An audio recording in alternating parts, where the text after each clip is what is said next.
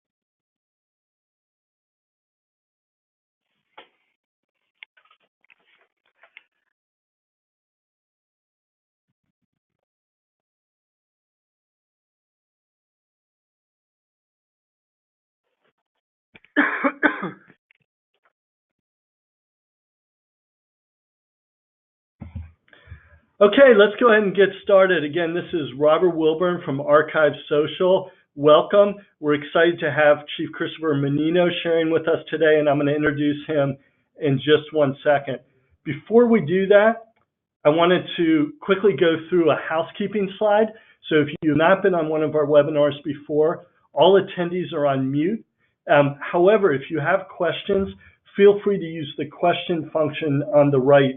So if you look over on the control panel on the right, you'll see, I think it's the 6th tab down, you'll see the word questions. If you just click on that, you can then type a question in, and you can either send that privately just to the organizers, or you can send it to the whole group.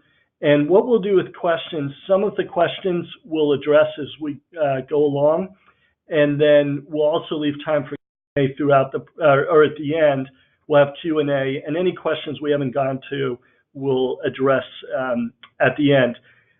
People often ask if they can get a copy of the webinar, so yes, the webinar is being recorded, and you will receive a copy via email. We usually send that out a day or two after the webinar, along with any resources that were mentioned by the speaker.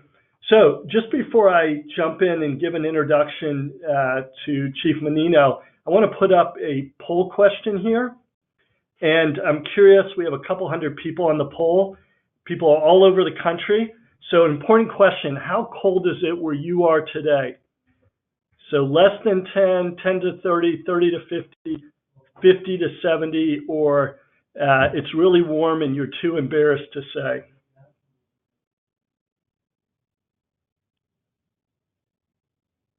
We're based here in North Carolina, where we've had a record run of sub-freezing temperatures, which is a big deal if you're in the South. If you're in the Midwest, that probably feels like spring. So, okay, so we've got most people have voted. So let me go ahead and close the poll and share the results. So, wow, 1% less than 10 degrees. I'm so sorry. That's a couple people out of the 200 or so we have on right now. 30%, 10 to 30, wow.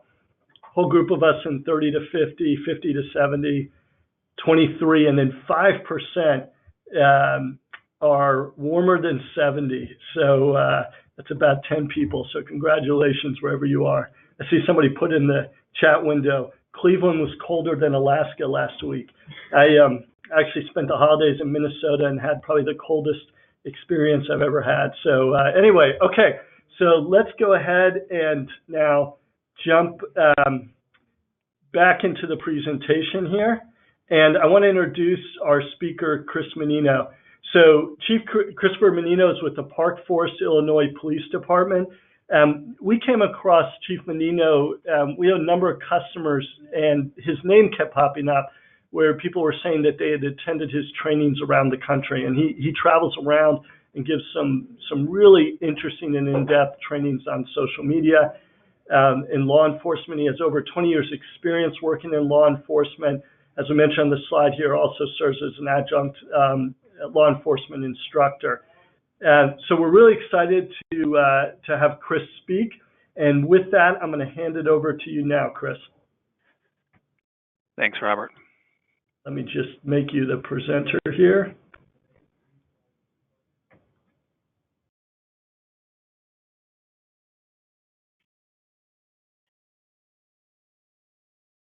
All right, we're up. Well, first of all, I want to say thank you to everyone listening in today. I know your time is valuable, and as Robert said, I teach this course all over the country, and I've tried to condense it down to about 45 minutes of just the most useful nuggets and the most useful information to help you improve your social media program. Now, trying to share with you what exactly can be accomplished with social media isn't easy to highlight, but I was lucky in that today we received a message via Facebook on our police department page from a citizen, and it happens to be National Law Enforcement Appreciation Day. But this citizen wrote, "I just wanted to send my thanks to you on this National Law Enforcement Officers Day. As our country grapples with so many issues regarding law enforcement, your department shows such a distinct, abiding love for the Park Forest community and for its flourishing.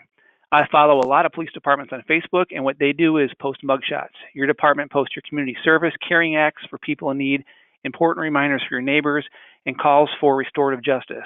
As someone who grew up in the south suburbs and saw so many people's lives fade into poverty and anonymity, it's so wonderful to see what your department is doing. God bless you." Later on in the program, when I talk about social capital, it's exactly that kind of sentiment that I'm talking about that we're able to do with social media. Now, this is me. I'm a chief of police in Park Forest Police Department in the Chicago suburbs. We are a busy area. We have all the problems that Chicago itself has. And how I got to be talking to you today on this topic, just very briefly, in 2009, I was a commander in the patrol division, and I was lucky enough to go to the FBI National Academy. And while there, my studies kind of focused on public relations and media relations. And when I came back, law enforcement agencies were just starting to get on social media. So myself and a few of my other alumni, when we got back to our respective departments, we started social media programs.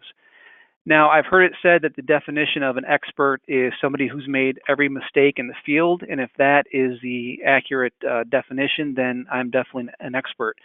When we first started out, there were no rules, there were no policies. It was the Wild West of social media, and a lot of mistakes were made. And from that, we've learned quite a bit. But we've also done quite a bit right. And as I just shared with you with that message we received earlier today, we're doing some really great things with social media. And while this program is designed for law enforcement, it's largely applicable to all government agencies. Maybe not everything we post is going to be applicable across the board, but by and large, it's the same across government entities and departments. Now, before I get started here, I want to let you know up front that while I am a huge proponent of law enforcement and government organizations being on law enforcement, I am not what you might call a fan of law enforcement. I'm sorry, a fan of social media. Social media has a lot of negativity. There's vitriol. It seems to amplify all of the human psychological fallacies that we are susceptible to. It seems to multiply erroneous information. And really anything negative about human nature seems to be amplified through social media. So there's a lot of negativity that we have to fight when we're on social media, and we'll talk about how we're going to do that. But there's other barriers as well when it comes to social media. This slide right here, I don't need you to study it or anything like that, but it kind of breaks down all the different challenges and problems that arise when we are on social media. Things from governance to integrated approach to regulation, which we're going to talk about in a minute, to over here in the right-hand corner, this 5% of this negativity that we have to deal with. So there's a lot of challenges and a lot of things up front that we have to deal with. It's not simply creating a social media account, hopping online, and away we go. We have to go in with a plan. Now, when it comes to the negativity, that's one of the biggest downsides, again, of social media, dealing with naysayers. It seems like somebody's offended about everything these days. And really, it comes from all sides. I'm going to show you one way that we've decided to deal with this issue.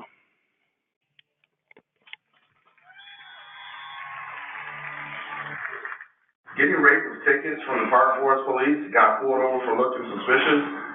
This, there goes my savings. Park Forest Police need to get it together. They out here to let high school kids kick their I've officially seen it all. Thanks to we at Park Forest Police creeps.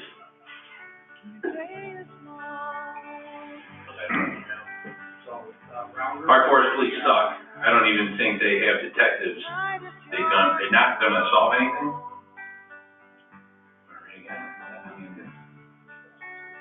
Sure you've had enough. I don't even think they have detectives. They're not gonna solve anything.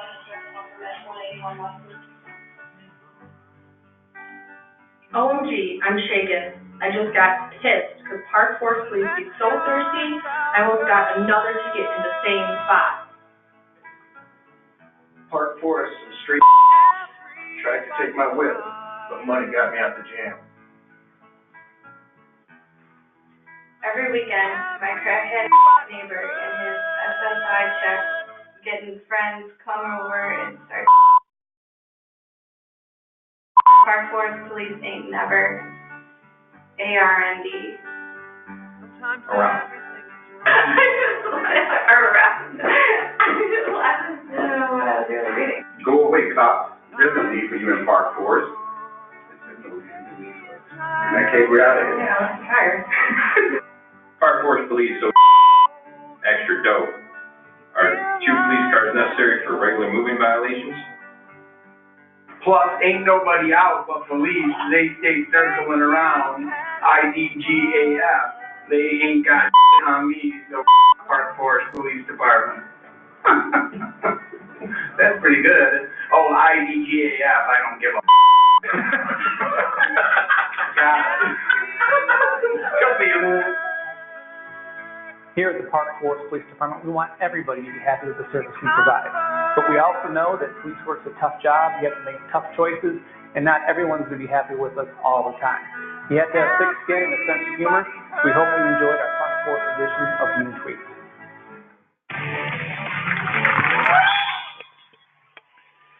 So we made that video. We made it really just for our residents. It was just a way to have some fun with some of the negativity that we receive from time to time. And it ended up being that every major media outlet in the Chicago network picked it up and ran with it on the news that night. So it really took off more than we ever expected. But one of the things I really try and stress when teaching on this topic is you have to be prepared for there's going to be some negativity. We're not going to please everybody, and we have to figure out ways to deal with it. And one of the best ways to deal with it is to either ignore it or to be able to have some fun with it. I think that most of the public can appreciate a police department or government organization being a little self-deprecating with some humor and moving on from there. Now, sometimes there's negativity which is much worse than that and much more vitriol, and we simply can't ignore it. But for the lower level stuff, we have to expect that we're going to receive it, and we have to be able to, by and large, let it roll off our backs.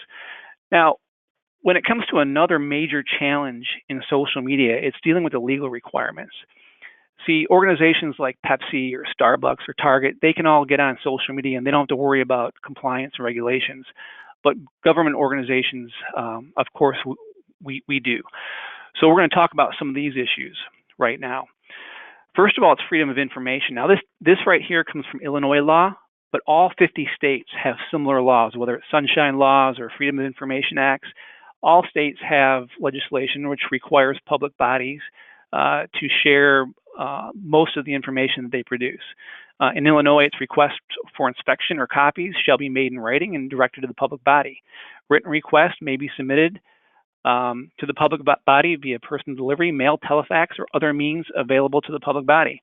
In Illinois, this means that a request via social media would count as a FOIA request.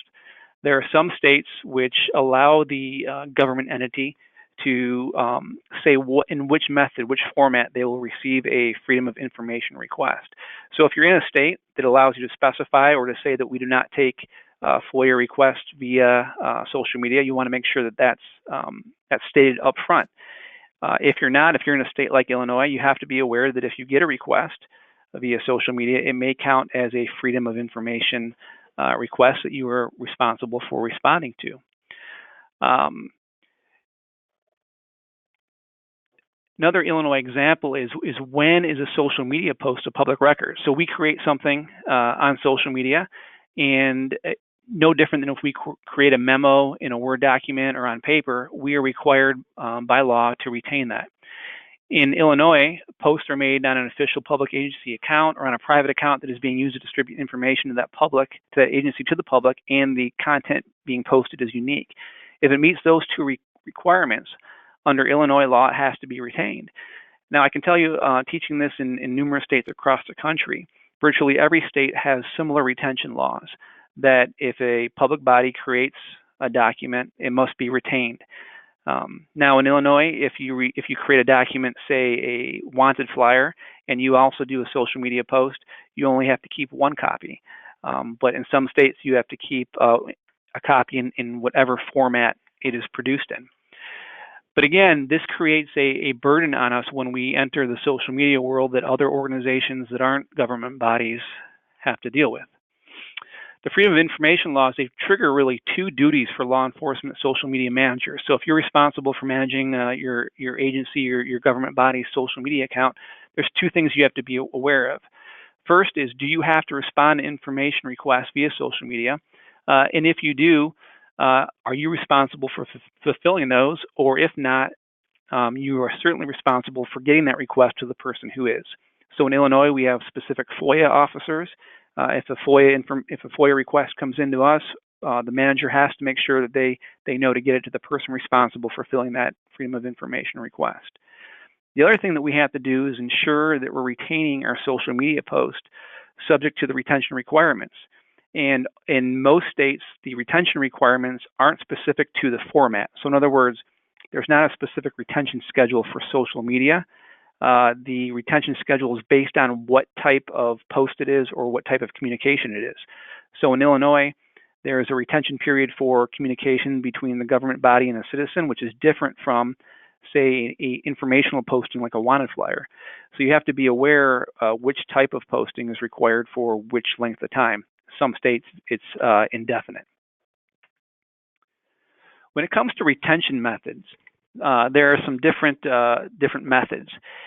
Facebook and Twitter allow you to download your, have buttons you can click, download your content. It takes usually 15-20 minutes, and you get a complete download of all of your posts, your pictures, your comments, and things of that nature.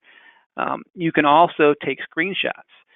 So every time you put a post up, you take a screenshot and you save it to a file folder on your desktop, and you can retain it that way. The problem with these methods are they're not easily searchable, they're certainly not user-friendly, and they don't retain the metadata. So for example, in the state of Washington, their retention laws require government bodies to retain the information with the metadata. Metadata is that hidden information in a post that has information like when the post was made, from what IP address, date and time, things like that. If you simply do a screenshot or a content download from Facebook or Twitter, you're not getting that information. So if you're required by law to have the metadata, you have to have another method of doing it. And even if you're not required, metadata is very useful because oftentimes the screenshot or the Twitter or Facebook content downloads are not admissible in court because they don't have that accompanying metadata, which leaves a third option, which is really the only secure option, and that is having an archiving service do it. And of course, since today we're presenting for Archive Social, we'll give you an example of how they do that.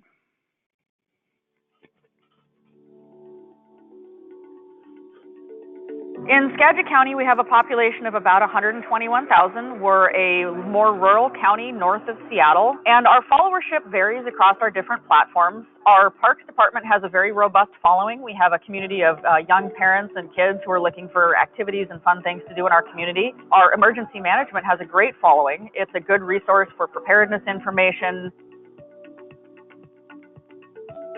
In July of 2016, our Sheriff's Office had a post that went viral across the nation and actually internationally. It was the kind of post that pushed a lot of people's buttons. It was a hot button issue. There was really no middle ground. You were either supporting the police department and the sheriff's office, or you were against the sheriff's department and law enforcement nationwide. It very quickly went viral. We had probably 28,000 comments over the course of several days.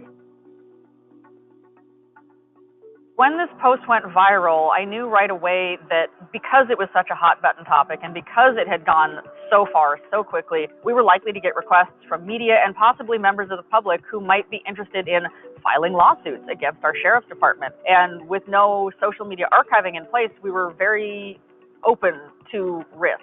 Social media is a public record in Washington State because we can't just rely on the old adage of if it's on the internet, anyone can see it. Social media is a public record because it is communication from county government. It is something that's transparent and needs to be preserved in case there are ever questions from the media or the public about what the county has done and why. So if we had ever received a request related to the sheriff's office viral post, it would be very challenging to sort through 28,000 comments to find a particular set of words or keyword, or to find comments made by a particular person or comments made by the agency itself. We contacted R5 Social to use their crisis support platform, which is their free service, because I knew that at least for the next 30 days, if we could capture and retain as many records as possible, that would serve us well if anything ever came back against us. Having R5 Social in place allows us to do advanced searches for specific keywords, specific accounts, specific names, so that if we do get a request, if we do get some kind of lawsuit, we're able to immediately do that search and pull those records without wasting our time or effort or risking not pulling the correct records.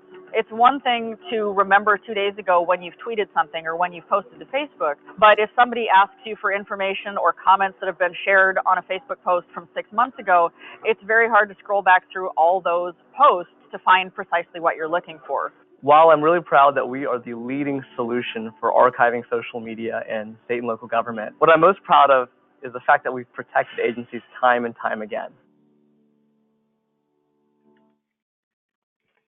So just a story from our agency. We only went to Archive Social very recently, and before that, we're using the other methods that I talked about for archiving, and even that was only since about 2015 or 16.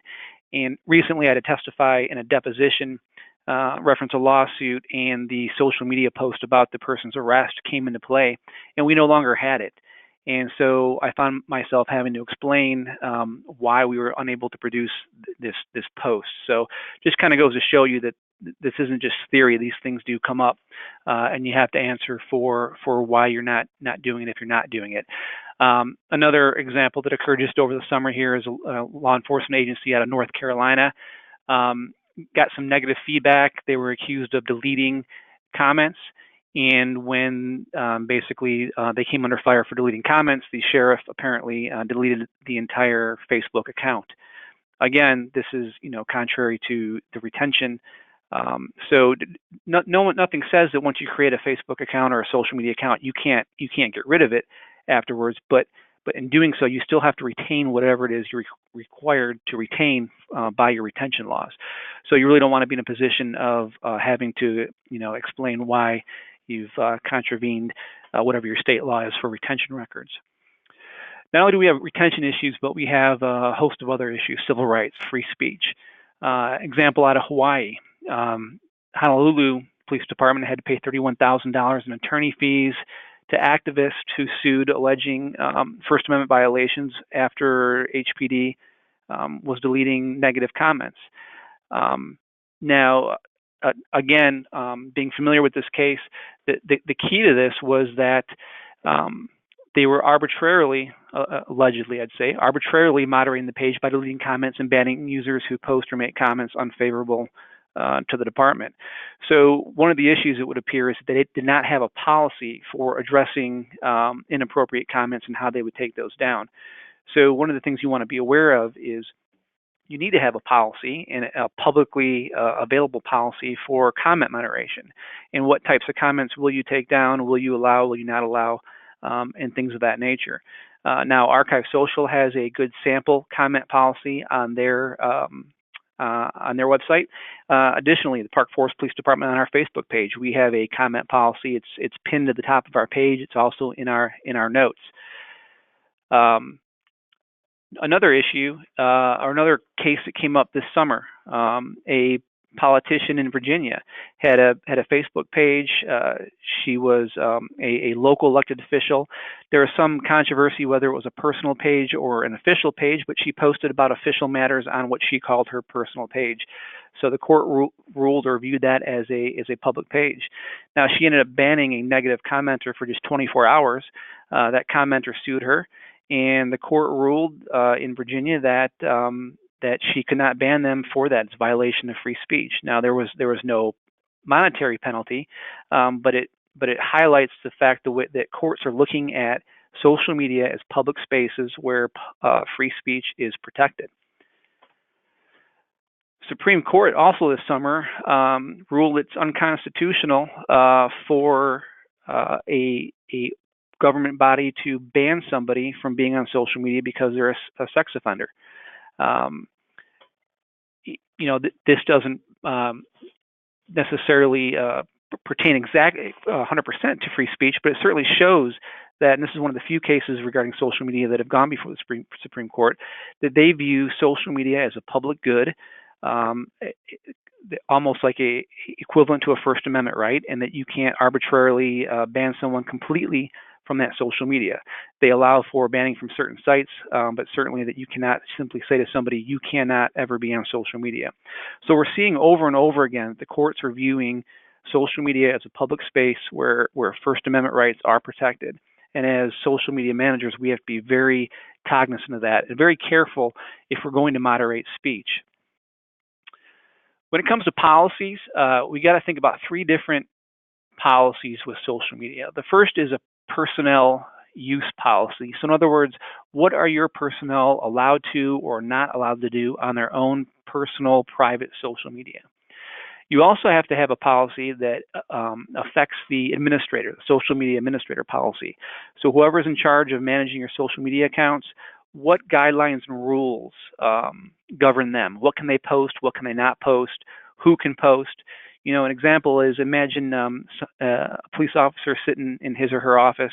They're the social media manager, and they get up and walk away, but their Facebook page is left up. Is there anything that prohibits somebody else from sitting down and making a post? You know, maybe another officer is trying to be funny, but in doing so, they embarrass the police department. Is there a policy that even addresses that? So you want to have those two policies right up the front, the personnel use policy and the social media administrator policy. And you also want to have, as I just said, a comment policy that addresses how you moderate comments. And again, Archive Social gives you examples of all three of these. You can simply go to any search engine, type in Archive Social sample policy, and you can pull up their sample policy. Also, the International Association Chiefs of Police has a good sample policy. Simply type in IACP social media policy into your search engine, and you can get their version of a sample policy. But whatever policy you choose, you want to make sure you have something in place that protects your agency in the use of social media. When it comes to the comment policy, this is a great excerpt from.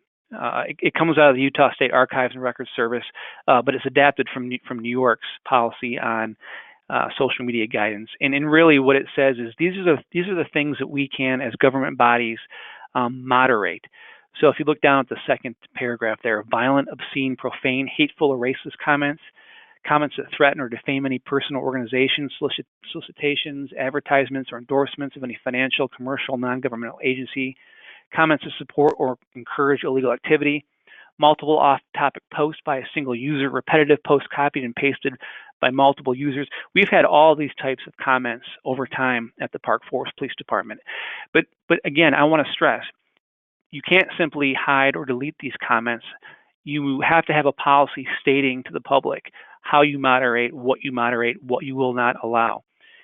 Nothing guarantees that we can't be sued for a First Amendment violation, but we're certainly in a much stronger position if we have a comment policy, if it's available to the public, and if they are forewarned on what we will moderate. Just some quick examples. Again, Park Forest Police Department or our policy is posted to the top of our page in our notes.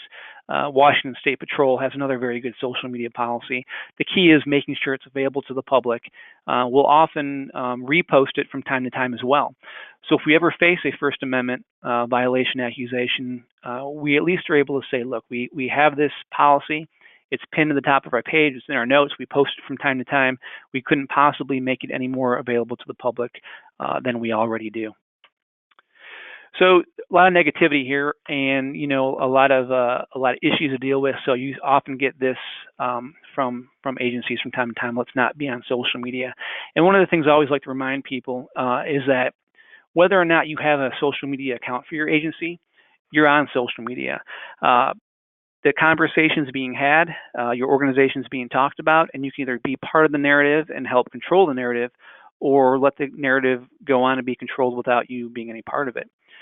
Additionally, Facebook even creates pages for you. Both of these police departments, the Streamwood Police Department on the left and the River Forest Police Department on the right, these are Chicago area police departments. Neither of them have Facebook accounts, but Facebook automatically generates these pages based on interest. So they have no control over these accounts. The public has no idea that these aren't official accounts unless they're very social media savvy. And yet you can see there's conversations being had that don't include the agency. So just imagine all that you can miss. You can miss the good stories and the affirmation and the positive responses that you're not seeing. You can also miss some of the negativity that's being talked about and maybe address some of that misinformation. But all that's missed if you don't have an account and you're not controlling the narrative. And again, even if there aren't these automatically generated pages for your organization, I'm willing to bet that at some time somebody is talking about you on social media. And again, without you being on there, you have no way to address it or monitor it or know about it. And just as a side note, here's an example from Glendale Heights. This is another Illinois agency. Before they created their official Facebook page, Facebook had created two additional pages. So you may want to check and see if there's these additional pages out there, because it may be from time to time the public goes to the wrong page. And you can go to these pages, claim them as your agency, and basically create a merger so these all become one, and you don't have these dummy accounts out there for your organization. So, this is a great quote: communication leads to community, that is to understanding, intimacy, and mutual valuing. And I think that this is probably the epitome of what we wish could happen with our communication from government agencies to the public. But I also think the reality for many years has probably been very far different from that. And there may be a lot of different reasons why that may be the case. But I think, a lot of it has to do with this. It's been a very difficult, fraught relationship with the media, especially law enforcement and the media. You can give a 15-minute interview to a reporter, and it seems like the only thing they're going to air is a 15 seconds of it where you said something stupid. On top of that, it seems like our narratives often get twisted and used for different purposes, and really, it's always having to go through that middleman of the media. But social media, one of the great things about it is it lets us take back that narrative. It lets us tell the story. At the Park Forest Police Department, we don't put out press releases anymore, not the old traditional kind to the media. We put them right up on Facebook. And basically, we tell the media, if you want the information, it's right up there. The pictures are right up there. Take everything there. What that allows us to do is we get the official story out there first.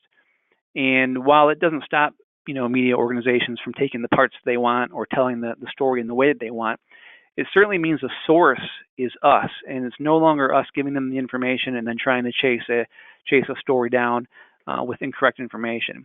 We get to put our version out there first and really take back that narrative. So why should law enforcement agencies care about social media besides the obvious reasons? This is from a 2015 survey. Nearly 2/3 of American adults are using social networking sites. It's where our public's at, and if our goal is to communicate with and interact with the people we serve, more and more now we're going to find them on social media. The elderly, again, this is from a 2015 survey. While young adults age 18 to 29 are the most likely to use social media, 90% do, still usage among those 65 and older has more than tripled since 2010, when 11% use social media. Today, 35% of all those 65 and older report using social media. That was in 2015. Again, that number is going up all the time. Oftentimes, the elderly are a difficult demographic for law enforcement to reach.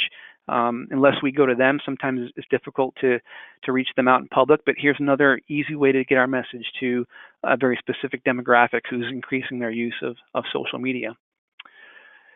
Facebook users, if they made up a country, they'd be the largest country on earth with a population of 1.44 billion. That's just incredible. Instagram users share more than 60 million photos every day with 800 million users. And Twitter has 330 million users with 1 billion unique monthly visits. The neighborhood meeting analogy that I give is, if you were to have a neighborhood meeting, and I know some agencies still do this, though not many. When I teach this across the country, generally I'll hear anywhere from 20 to 100 people will come out for the neighborhood meeting. And this is just an example from our agency. This is our former chief Pete Green. We had a neighborhood meeting where 75 people came out. That was a good response, a good crowd. But when we posted about it, we reached 2,700 people. Now, I'm not suggesting that social media should replace the face-to-face interaction. I don't think that should ever go away. That is, I think, the key of building relationships is meeting people face-to-face. But I think this highlights how effective social media is in reaching people, in that 75 people could come to the meeting, but we can reach exponentially that number when we talk about that meeting on social media. Social media use, you can see that the early 2000s or the late 2000s is when we just started getting on social media as law enforcement agencies. The big thrust of it came 2010 to 2013, and now we're seeing less and less get on just because there's saturation. There's less and less agencies available to get on because we're already on social media. And as far as what we're using social media for, the largest amount is for public safety concerns, which is important. But, I think we're missing the boat if we're not hitting the things like public relations, 3 down, or recruiting, which is further down. I guarantee you that all the millennials who are interested in your agency are checking you out on social media. And if you don't post with an eye for them, you're missing the boat on that. So it's not just that we use social media, but it's how we use it. If FEMA has a way of making something dry, they do it, and they've been able to do that with social media. But this course I took through them, this slide is actually pretty good. It breaks down communication into 5 different levels, and I've broken it further down into 4 different levels. And really, level 1 of communication is observation. So this is when maybe you're not on social media yet, and you're just looking at the landscape and you're trying to see what are other agencies and organizations, what are they doing? Now, we should never get away from level 1. Even if you're prolific in your social media use, you should always pay attention to what other agencies are doing and see what's happening out there in the landscape. Level 2 is provide. It's providing information. And I use the hose analogy because basically it's like you're turning on a hose of information, you're walking away. This is the traffic concerns, the wanted persons, just giving information out there but not really wanting a conversation. But we really want to get to the communication point, right, where we're having a back and forth with the people that we serve. And ultimately, we want a collaboration where we have shared values and shared meetings, and where you're at a point where you get a message like we got earlier today with this citizen just thanking us for what we're doing in the community. So when we're implementing a social media strategy, we want to think about some different topics here. Just real briefly, have a goal. We want to have a goal in what we're doing, and it should not be a haphazard approach to social media. And for us in Park Forest, it all revolves around preventing and solving crime and keeping citizens safe. So everything we do on social media is to that end. You want to consider your audiences. Not everyone who follows you is a supporter. You're going to have citizens and former citizens, personnel, political officials, the media, the interested public who really have nothing to do with your agency, just are interested in you, other law enforcement agencies, and individuals and police groups. And I guess the key to this is whenever you post, consider all of your audiences. When I teach a longer 8-hour class, we use this slide and we go through each of these these audiences and say, how can they view this negatively? And just an example, citizens and former citizens. A citizen might see this slide and say, oh my goodness, this means we have a drug problem. And the politicians may say the same thing. People are going to think we have a drug problem. Maybe someone in your agency is going to see it and say, hey, I wrote the search warrant. Why is his picture on there? There's all these different negative viewpoints that are possibilities. And a lot of times we could preempt those negativities by addressing them up front in our post. Example out of NYPD posted this relatively minor cannabis arrest, and they got trolled for it on social media pretty hard. Humorous, but just highlights that a lot of times what we think is a good thing to post on social media has a negative reaction.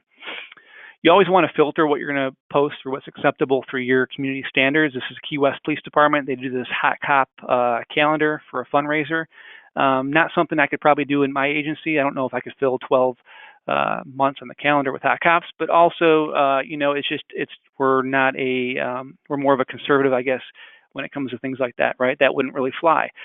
So just because you see another law enforcement agency doesn't mean that you necessarily can get away with it. Other things you want to think about are who's going to manage your account and which platforms will you use. Some agencies have one person managing the account, some a team. I can't tell you one's better than another. They both have positives and negatives. We just want to be intentional about that. Same thing with platforms. There's a lot of platforms out there. Obviously, Facebook is the major one. Twitter, though, is really where a lot of the media is at. I suggest being on Twitter. And when it comes to Instagram, if you're posting on Facebook and Twitter, it really takes no more extra work to be on Instagram, and you can reach a much younger demographic. It seems like the younger audience is just not using Facebook anymore because that's where their parents are at.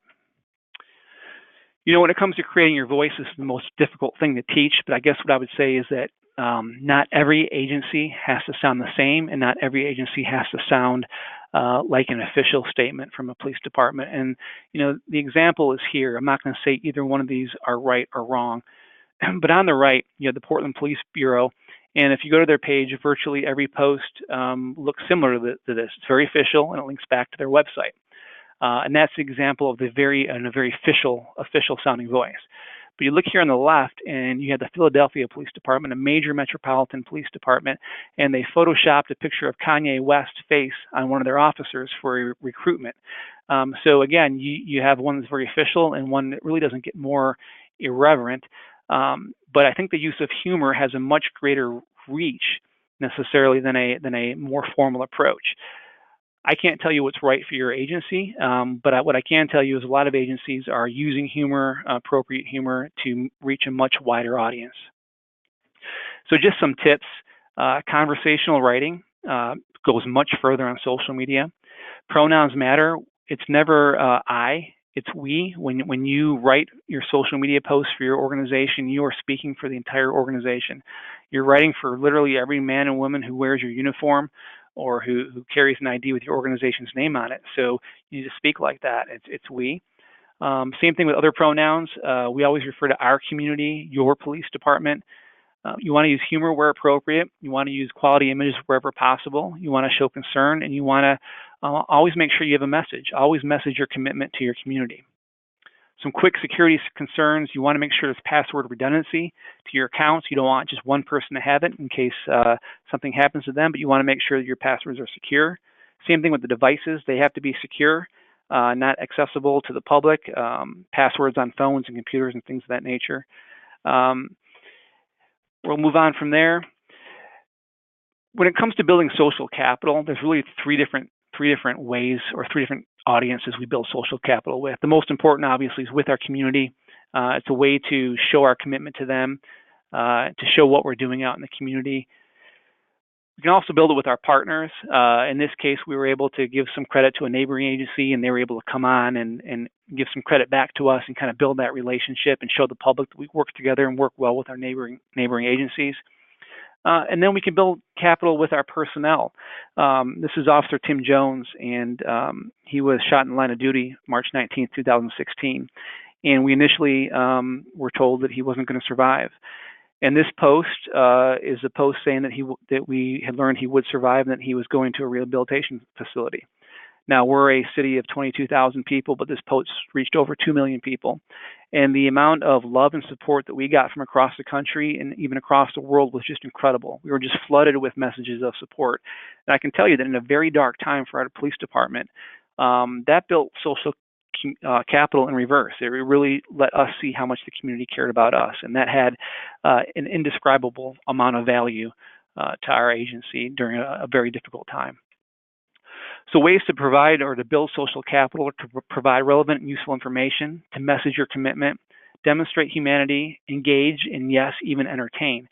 Now, when it comes to entertaining, the reason we do it is for this feedback loop. It's not just for the sake of entertaining, but we put interesting content out there. We gain followers and build loyalty so that we have those serious messages when we really need to reach the community. We have an audience there to listen to us, because we could put out dry, by the book, very formal messages, but we're not going to have much of an audience. So we put out interesting content, gain followers and build loyalty, and get our message out there to have a wide audience. What are we going to post about? Success stories and good deeds. This Officer Harrison got called to an elderly person's house. She wanted him to get the snow off his car, so he did it. Community service officer snapped the picture, and this went viral. And this is the kind of thing that we do in law enforcement all the time, but these simple little gestures mean so much to the community when they see them. Highlight personnel. Talk about your new officers. Here on the right is one of our posts. This is Officer Tim Jones. Before his injury, it was his detective day, and he came in dressed like his field training officer, dressed like a Twinkie, so we're kind of making fun of him while introducing him to the community. But your personnel should be known by the community, and this is a great way to do it. Human interest stories go so far. It shows that, especially in law enforcement, it shows that there's a human behind the badge. We're real people. We fall in love. We have hurts. We have joys, and we celebrate together. The only thing I would say with sharing about your personnel is, be conscious of privacy concerns and officer safety concerns. Make sure they're comfortable with what you're posting, and be cautious in what you're posting. We don't want to put them or their families at risk. This is an example from Illinois here, where this man wanted to propose to his fiance, so he convinced the police department to make her think he was locked up, and they were good sports and played along. And it really goes a long way to show the community how much we are a part of the fabric of their community. Just having fun. Again, nothing wrong with this. This builds interest, and it shows that we're people. This is the kind of post that some people say, well, this is just fluff. There's no value to it. There's no substantive message here, but you know what? It shows we're a part of the community. It shows we find value in the place that we serve, and it garners interest. That interest turns into loyalty and followers. And then when we have the more serious message, like trying to get information out there, winter driving tips, or celebrating the New Year safely, we have an audience that are able to listen to it and get our message. Advertise events, of course, the police academies, the coffee with the cops, the major traffic events, and things of that nature. And again, when we want to find the bad guy, we want an audience, right? We want a lot of eyes on these people to help us figure out who did this. Well, we do that by having interesting content, so we have our followers out there when we're ready to say, hey, we need your help. Of course, there's the missing persons, addressing misinformation, and even just those interesting calls for service. So those little things that we find maybe mildly humorous, the public just eats those up because they just love to hear what we're doing day in and day out. And of course, highlighting the connection with your community. We really can't do enough of that. When it comes to posting arrests, again, two different examples. On the left is more of an informal one. On the right, it's more of a formal, more written like a case report. And just ask yourself, which one would you rather read?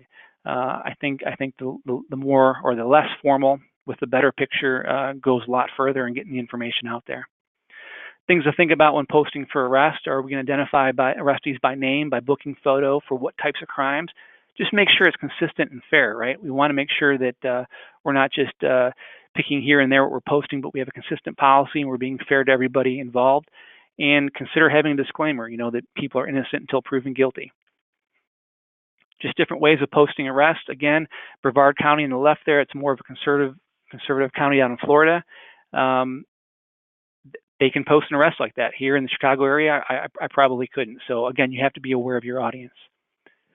When it comes to avoiding and managing negative reactions, again, if you could let it roll off your back, that's the best thing that you can do. But sometimes we step into things on our own, during the Cleveland shooting of Tamir Rice, that was a very controversial in the media topic, and an agency posted about it, trying to talk about how dangerous it is for kids to have look-alike guns. While the topic's very valid, referencing a 12-year-old who was shot in a controversial shooting caused some problems for that agency. So sometimes we can address a topic without necessarily stepping on the politics of the topic. Again, there's times when we can maybe soften what we post to still get the same message across. In this instant, maybe blurring out the photo of the child, his face, and maybe even the people involved still gets the same message across. And again, how we post arrests sometimes can resonate well with the community or resonate poorly with the community, and we have to be conscious of how the public views that. And are we celebrating arrest, or are we informing? And I think there's this article here which shows that informing, I think, goes better with the public than acting like we're showing off when we arrest somebody. And sometimes even the best laid intentions can go bad. This post was seen by some as racially offensive. That symbol that he's doing, I think most people understand it's kind of a kid's game where if you look at it, you get a punch in the arm. But someone interpreted it as a white power symbol, and they ended up taking this post down. Again, nothing wrong with the post, meant in good fun, but anything these days, it seems, can be taken the wrong way. So you have to be very careful in what you're posting. Just another example out of Wyoming, Minnesota. At the end of the day, we get the best laid intentions, but it can get hijacked by the public, by the disaffected, or those who are unhappy with law enforcement. And really, at the end of the day, there's nothing we can do about that. Just be aware that it can happen. Ultimately, I like this quote. We found that we do a good job of showing who we really are as a police department and our connection with the community. And 9 times out of 10, when we get a negative comment, we don't have to respond at all. Members of the community will come on and defend us because we've just built that reputation. We've invested in that social capital. So things you can do with negative comments, you can ignore them, which I recommend. Facebook lets you hide them. You can also delete them on Facebook or Instagram. Just remember you have retention issues and First Amendment issues, and you can ban the user. I had the tennis ball there just to say that sometimes somebody will post misinformation. We will often address the misinformation, but our intent is not to convince the commenter, but for everyone else who might see that comment. They will always comment back, and we don't go back and forth with them. It's just one comment to correct the misinformation, and then we move on. And if you say something wrong, there's nothing wrong with giving an apology. Again, as social media managers, we don't apologize for actions that departments have taken. That's for the head of the organization to do. But if we say something wrong, there's nothing wrong with saying, hey, we could have said that better. So some good content tips: consider your audience, keep it professional, be honest, proofread, use visually appealing pictures, write conversational, and learn from agencies that are doing it right. And don't touch politics, don't engage in debates, don't write like it's a case report, and don't take it personal. And if I had 2 just major filter down rules, it's filter every post, know who your audience is, write for them, and message every post. We're doing incredible things in law enforcement across the country, and we're the only ones that can tell that story. So go out there and tell that story. I thank you for your time, and I hope you found this time useful. Okay, great. Thanks, Chris. And let me go ahead and share my screen here.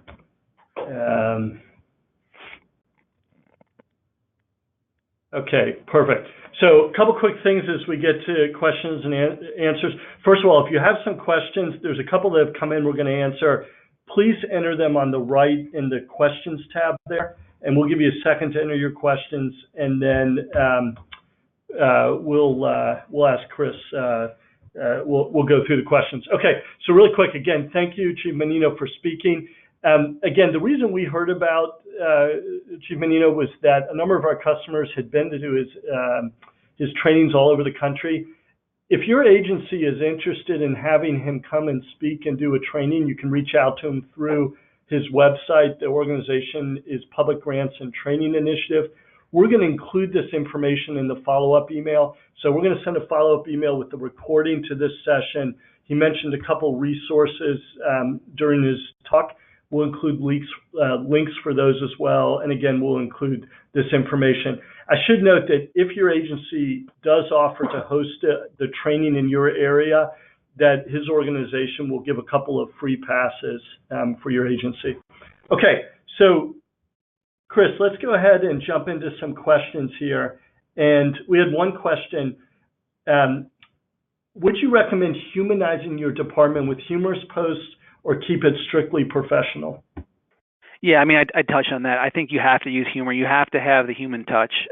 That the public recognizes, first of all, social media is a less formal interaction, and I think the public gets that. And then on top of that, at the end of the day, it's real people, right, who are doing these jobs, and I think the public appreciates it more. And you really can't build a relationship unless you're being real. And if you keep it formal all the time, you'll get your information out there, but you'll miss the opportunity to build real relationships and collaboration. Okay, great. We had another question. What are your feelings about boosting posts? Well, you know, we really don't have a budget for doing that. The one time we've done it is for a missing woman where the organization where her mother works gave us money, and it had a great response. So I guess if you have the budget to do that, it works really well. I mean, that's the platform that these companies use to make money. These social media companies. So it works. I would target specific posts, make sure they're posts that have a positive reach, as opposed to maybe talking about an arrest or something negative like that. And if you have the money to spend, then you can certainly do that. Yeah. Okay, great. We had another question. Would you recommend posting a most wanted page? I've seen agencies that do that, and it works really well. Again, you have to know your audience. A great example is Brevard County. I went to the National Academy with Sheriff Wayne Ivey there, and he even does a Wheel of Fugitive, where they spin the wheel to catch the fugitive, and it has just a great resounding resonance with his community. So if you do it right, and I think if you do it in a way that's still respectful of the arrestees, that you can have a great response from that. Okay, great. We have another question. Can the chief give some advice on how to specifically address misinformation, proper wording, and such? Yeah, when it occurs, we're pretty straightforward with it. We just simply say what's wrong with what they said. We say what the correct information is, and again, after that comment, we literally walk away from it, because you will never in the history of social media has anyone ever won an argument going back and forth. We post the right information for everybody else in the public who may see the misinformation and assume, well, the police didn't say anything, so that must be correct. So we go on, get the right story out there. That's where we do write pretty formally, usually, very matter of fact. That's incorrect. Here's the correct information. And again, we walk away after that. We're not getting in a battle with somebody over semantics.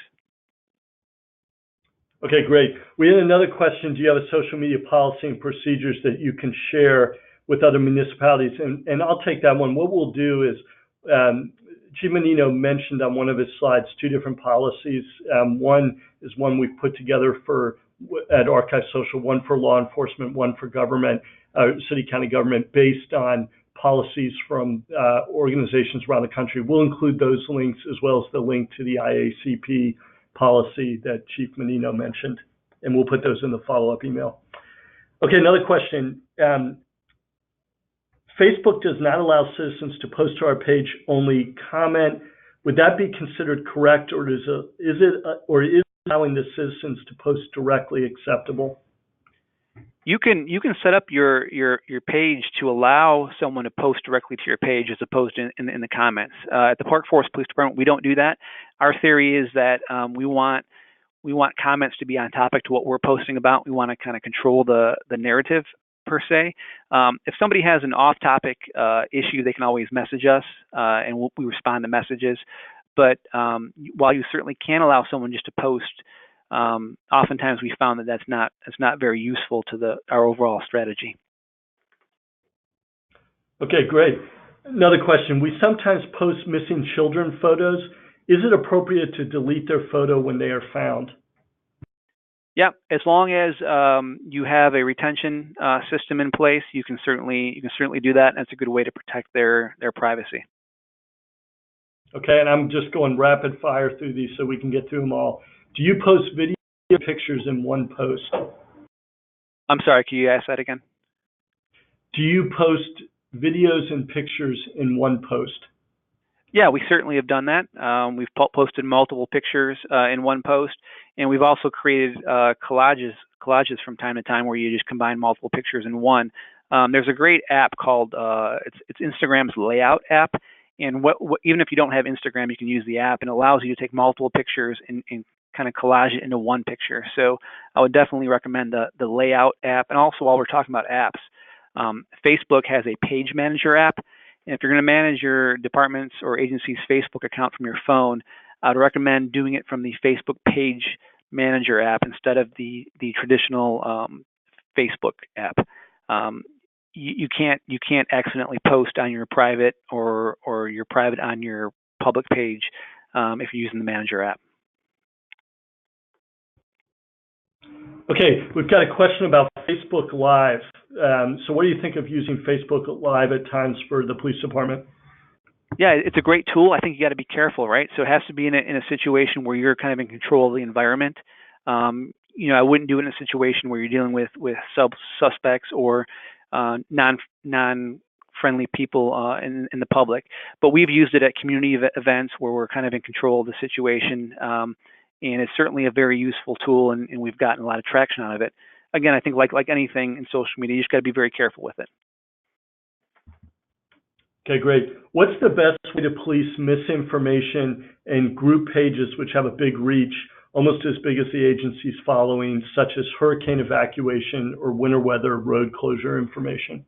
Yeah, we have the same issues here, and really it's just to address it on your page. I mean, we've even posted that we recently saw on a group page. We won't name the page specifically, but we'll just say generally on a group page this information, and then we'll post here's the correct information, and we'll frame it in the way of not that we're trying to be contrary, we're just trying to provide useful information. We want the public to have the accurate information, so we try to present it in a gentle format, but you certainly have to address that misinformation, and doing it on your own page is generally better. To my understanding, you cannot post as your agency in one of those community pages, so I don't recommend doing it as a private citizen.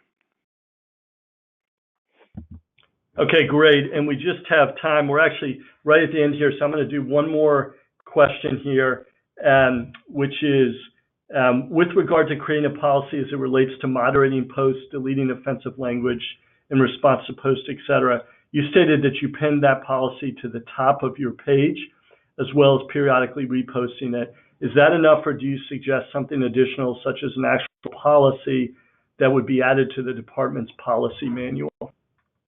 Yeah, I mean, it would definitely be great to have it as a part of your policy manual. The other thing you could do is post it on your agency website.